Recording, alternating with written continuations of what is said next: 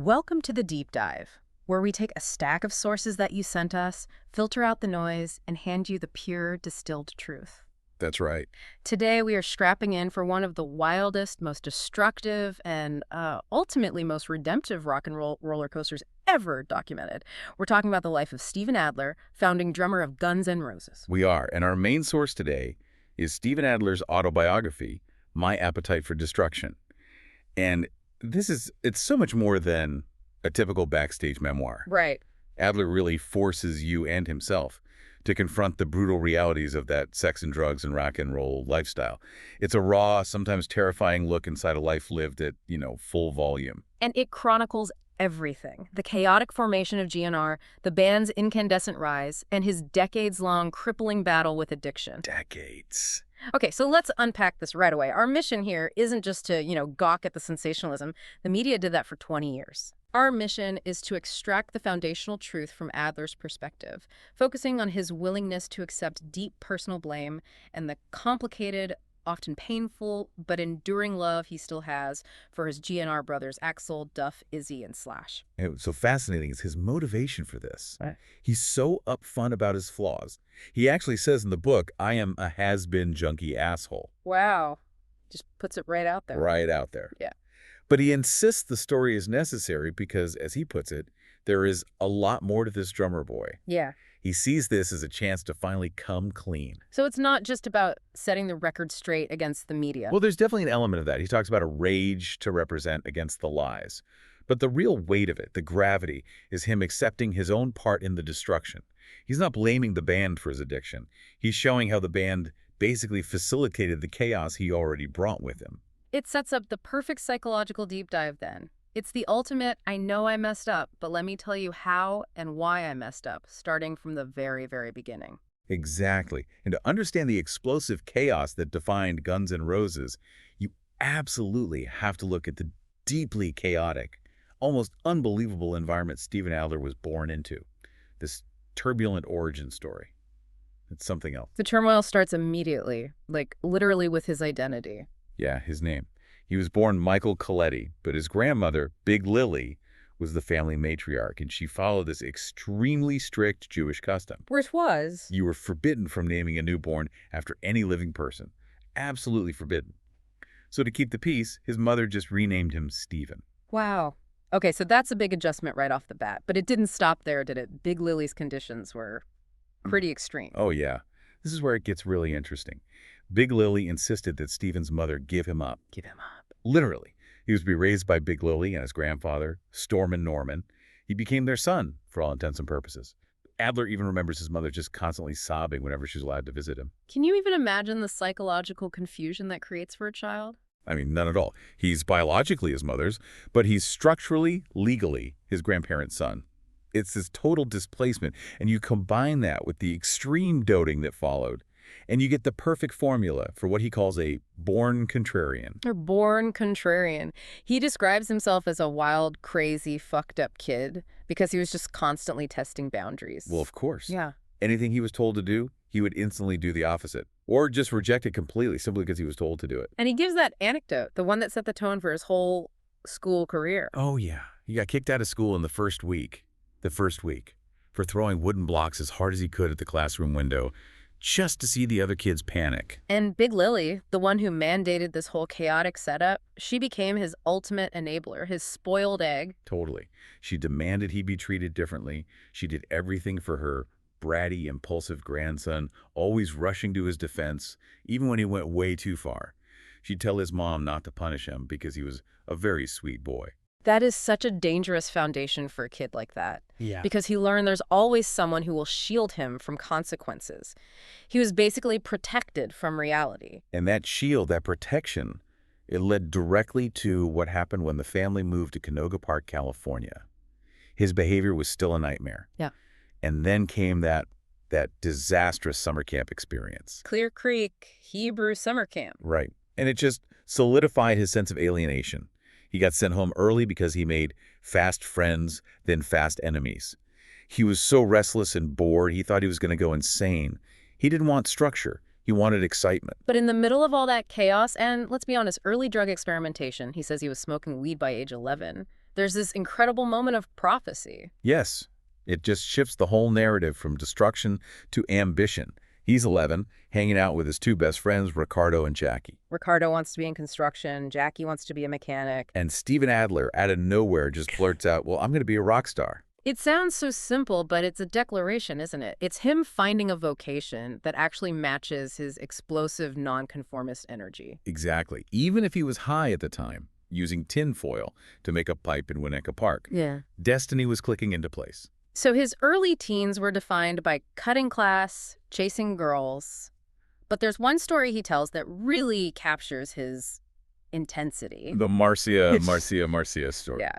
He ditches school, meets a kid named Josh. They run into a couple of 12-year-old girls, and they end up at this construction site.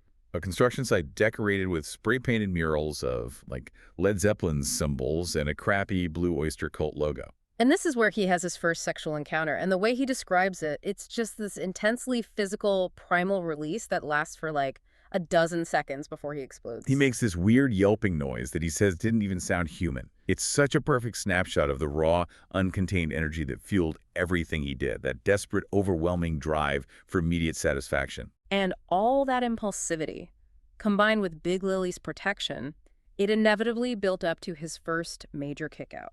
He'd been skipping school for a month. The final straw was when he ruined his mom's party by being violently ill. His father, Mel, just screamed that he was grounded for life. But then the school calls the very next day. Of course they do. And Mel he blew a gasket. He issued the ultimatum. It's either him or me, and he followed through. Dumped all of Steven's stuffed clothes, a football, his 8 tracks right on the sidewalk. Adler admits, he got a lot of sympathy over the years telling people he was kicked out at 11. But he also acknowledges he engineered his own expulsion. He pushed them past the limit faster than any average kid could. So he engineers the chaos. Who comes to the rescue? The one person who always did, Stormin Norman, his grandpa. He helped load up his junk and took him back to Hollywood. But it wasn't some glamorous rock and roll dream just yet. Oh, not at all. The reality was far from it. At his grandparents' small apartment, there was no third bedroom, so Steven's room was literally the bathroom. He kept his clothes and a clock radio in the bathroom. Yep. And he slept on the sofa bed in the living room. It was tight.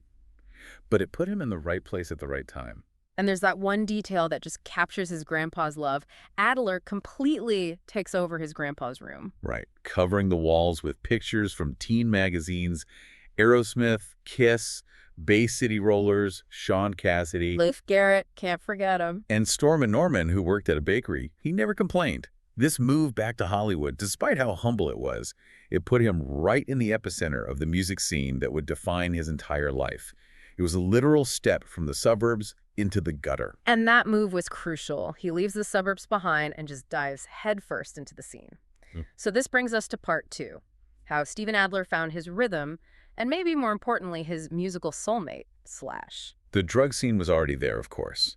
It started in Winnetka Park with Ricardo and Jackie. And it wasn't casual, was it? It was a lifestyle. He says they didn't even drink alcohol at first. They just smoked weed, exclusively. Their entire day was built around getting high. It's a pattern, right? Finding that intense, immediate escape. But alongside the drugs, music was becoming this overwhelming obsession, an alternative escape. But he had no real drum kit. No. His first setup was just books stacked on the floor using the bottom of wooden hangers for sticks. This DIY approach, this forced creativity is so GNR. And then he found his secret method for mastering the instrument, the Starwood method. The Starwood Club was the pulse of Hollywood. Van Halen, Quiet Riot, they all played there. And Steven started going there religiously in the afternoons, helping bands load in their gear. He wasn't just hanging around, though. He was observing with this laser focus. He found a secret space, only about a foot wide, between the back wall and the drums. He'd squeeze in there, look through a crack in the wall, and just meticulously study the professional drummers, their stick work, their foot movements, everything. He describes it as agonizing. He'd get cramps in his foot or his back for hours, barely breathing, just watching.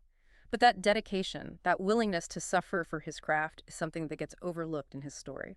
It was an intense, self-taught apprenticeship, an immersion.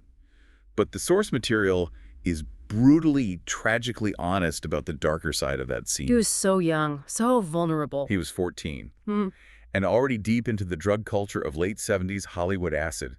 quaaludes. Mm. And he details these devastating episodes of sexual exploitation and abuse by club managers and strangers. He talks about the Starwood managers, who he calls smart, eccentric, hippie white guys, and how they loved this cute, blonde-haired fuckboy. And they give him quaaludes, which is just terrifying at that age, and have their way with him.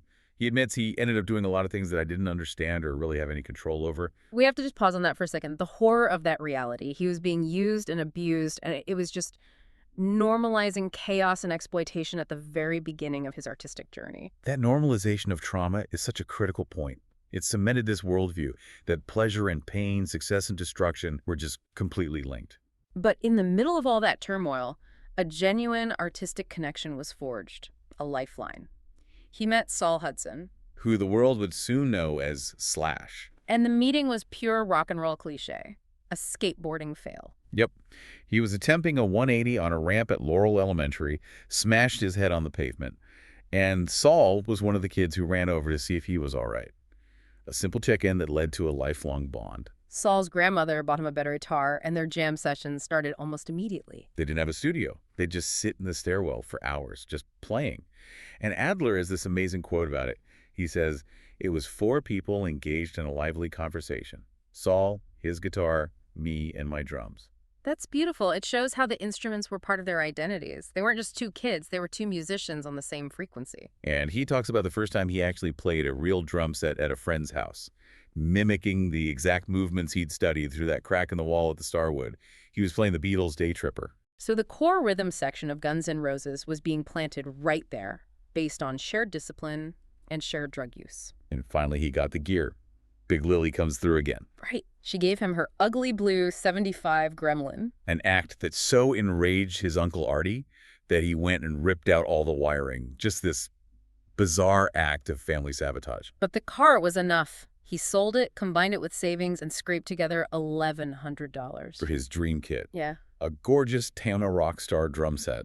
And these weren't standard drums. Wow. 2 massive 26-inch bass drums, multiple toms. And that detail is so important for anyone who listens to Appetite for Destruction. Yeah. Those 26-inch bass drums, they're gigantic. They create that monumental, physical, thunderous power. It wasn't the precise, fast drumming of metal. This was heavy, primal rock and roll. Once he had that kit, he was just unstoppable, practicing for hours a day, learning songs like Ozzy's Over the Mountain.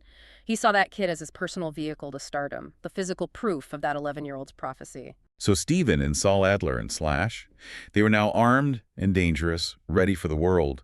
But they needed the other pieces of the puzzle. Which brings us to part 3, the birth of Guns N' Roses, and the definitive, chaotic initiation they called the acid test. First, a quick detail. The name Slash. Saul's father, the actor Seymour Cassel, always called him that because he was always dashing around. Adler realized how perfect it was and just made sure it stuck. And then came the encounter with the 2 guys from Indiana, Axl Rose and Izzy Stradlin. Adler and a friend saw their band, Rose, play a 3-song set at the Roxy. And Adler was not impressed with their drummer, Rob Gardner. Not at all. Soon after, he went to jam with Izzy and their bass player at this place called Selma Studios, a sorry shithole that cost $5 an hour. They were playing Izzy's song Shadow of Your Love. It was okay, but it was missing something. And then Axl walks in. Adler describes this moment so vividly. Axl grabs the mic and just starts running up and down the wall, screaming and wailing like someone had lit his pants on fire. It wasn't just regular rock posturing. No, it was an original, insane banshee cry. Adler said it was heavily influenced by Dan McCafferty from Nazareth. He was instantly stoked. So Adler immediately suggests they meet his friend Slash, who he describes as fucking great. Slash comes over, tears off some lead stuff on Izzy's guitar, and Izzy and Axl are just blown away. They have a jam session, and Adler says he could feel the temperature in the room go up. The foundation was suddenly set. The 5-piece monster was born. But as the band solidified, Adler's personal destruction just escalated dramatically. This is a critical turning point. The introduction to crack cocaine, this story, it's essential. His girlfriend, Loretta, took him to the house of former Fleetwood Mac member Bob Welch. And Welch was actually in the hospital at the time, having overdosed on heroin. A massive ignored red flag. Welch's friend Ted was there. And Ted lifts up this glass pipe, a light bulb with 2 stems, and there's a little white chunk in it. Adler, with his no-fear attitude, just lights it up and inhales, thinking it's high-quality coke. And he experiences complete and utter euphoria. But it wasn't coke. It was crack. And Loretta, she sensed the immediate, hopeless danger of that powerful euphoria. She left that night and never saw him again. She knew he was gone. Weeks later, he's shown heroin. Right. Ted shows him this gelatinous black lump in Welch's studio and says it's the shit that put Bob in the hospital.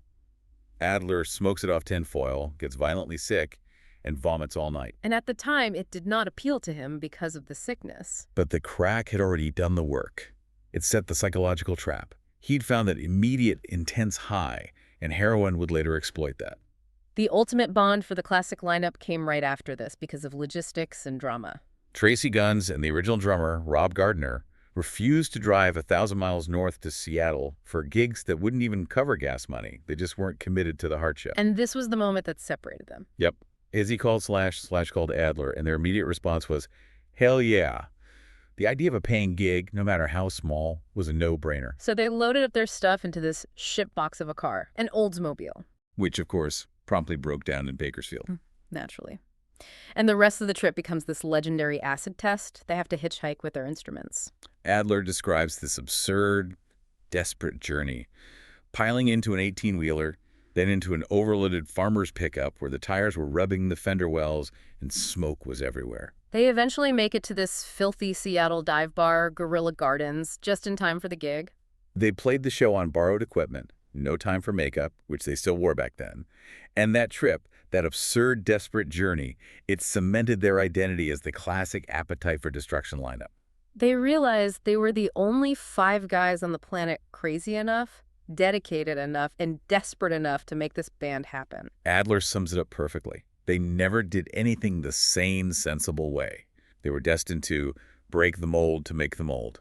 They broke the mold, forged by chaos and desperation, and soon they were on their way to becoming the biggest rock band on the planet.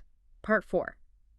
This is where we get into the recording of Appetite for Destruction and how quickly that external success and internal chaos began to violently collide. So once they're back in L.A., they established their headquarters, the place that really forged their gritty image, the Hell House. A dilapidated shack at Santa Monica and Poinsettia, rented for $600 a month. Which Adler confirms they never actually paid. Of course not. And the living situation was just a pure reflection of their identity.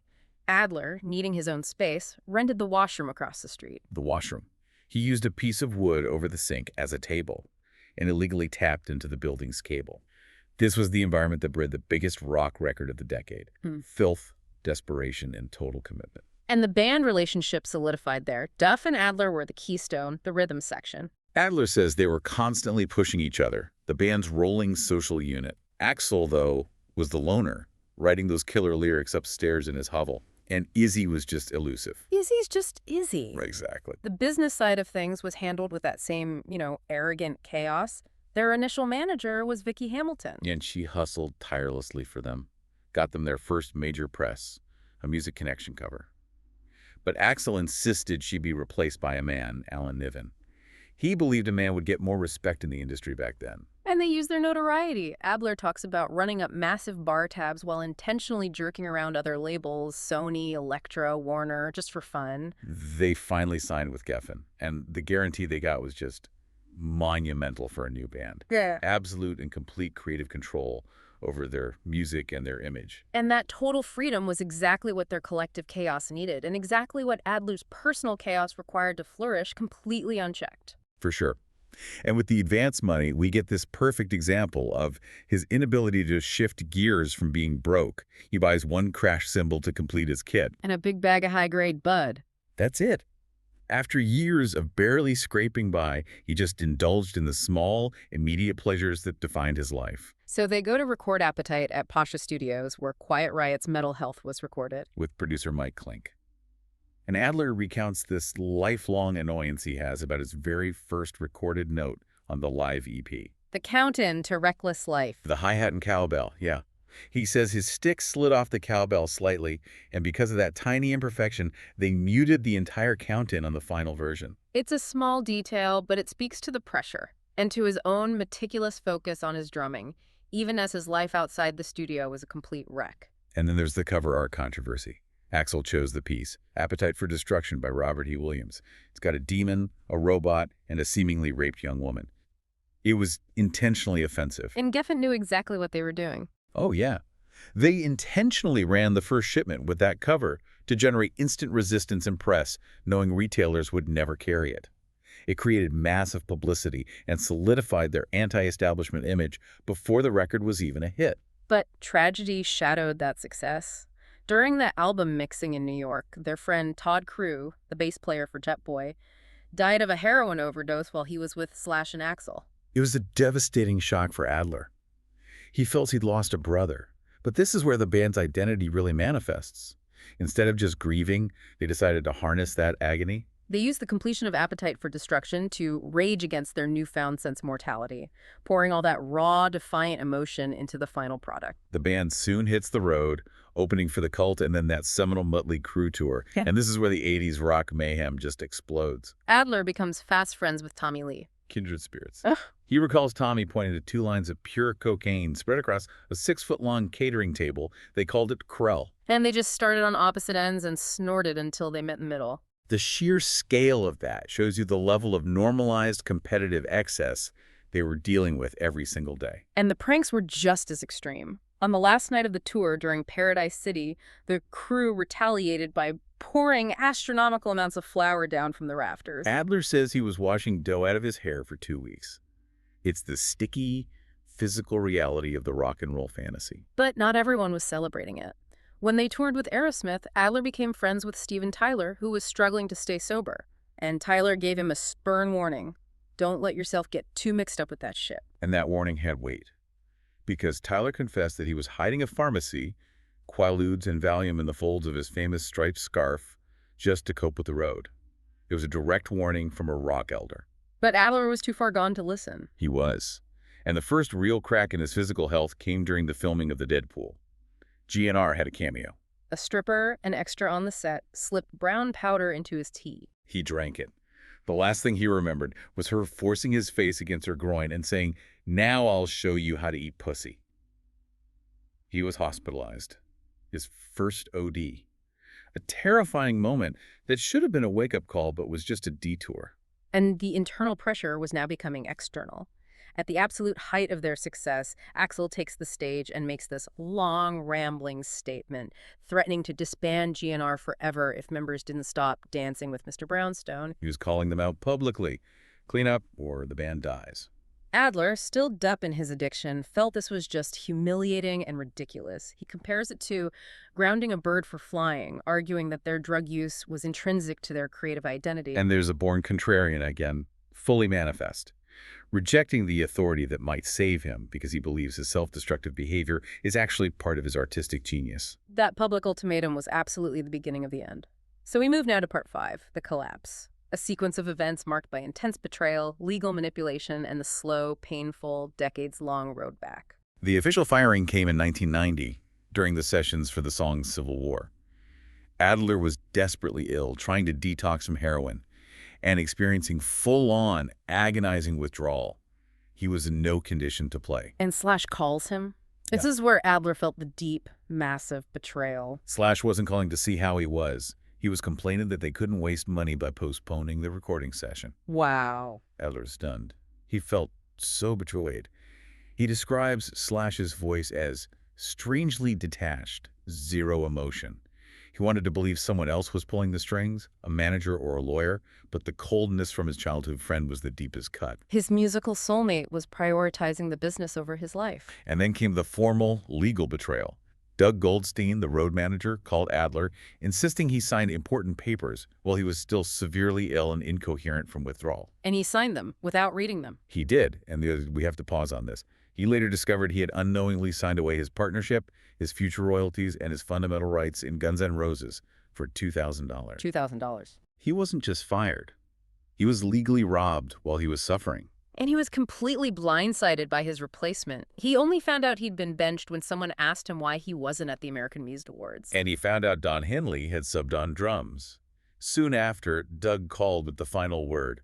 "The guys don't want you to be on the next record." The humiliation then went public. Axl goes on MTV and says, "Steven is so fucked up on drugs, he's someone I used to know." And that, coming from the biggest rock star in the world, effectively blackballed Adler from the entire industry. He says his lawyer was working on a potential audition with AC/DC. An opportunity that would have saved his career, maybe his life. But after Axl's comments hit the air, the audition was immediately canceled.